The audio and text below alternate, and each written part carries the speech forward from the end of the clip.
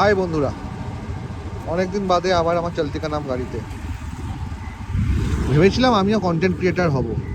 প্রথম ভিডিও দেওয়ার পরই আমার জীবনে নেমে এলো এক কালো ছায়া। আর কি বলবো তোমাদের, বাবা মারা গেলেন, এই জাস্ট কাজ করে উঠলাম আজ মৎস্যমুখী।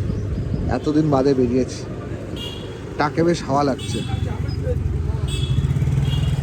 তো ভেবেছিলাম যে 1 জানুয়ারি থেকে হচ্ছে আবার নতুন করে শুরু করব, কিন্তু জানুয়ারি মাসের প্রথম 18 দিন হচ্ছে বাবা আইসিইউতে মৃত্যুর সঙ্গে পাঞ্জা লড়লো।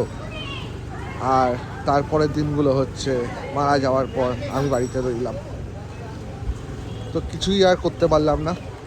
তাই ভাবলাম আজ 1 ফেব্রুয়ারি থেকে আবার শুরু করি নতুন করে। আজ থেকে আবার বেরোচ্ছি বাড়ি থেকে।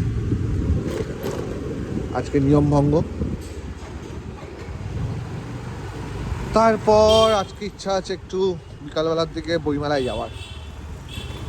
বইমেলায় গিয়ে এতদিন ঘরের মধ্যে থেকে মনোকষ্ট, দুঃখ, পুরো জর্জরিত হয়ে গেছে সব কিছুতে।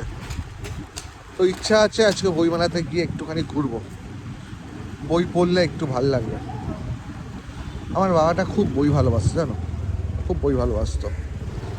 মানে লাস্ট দিকে শুধুমাত্র ছানি অপারেশন, এই বয়সে এসব ছানি অপারেশন করাতে হয়েছিল যাতে বাবা ঠিকঠাক করে বই পড়তে পারে।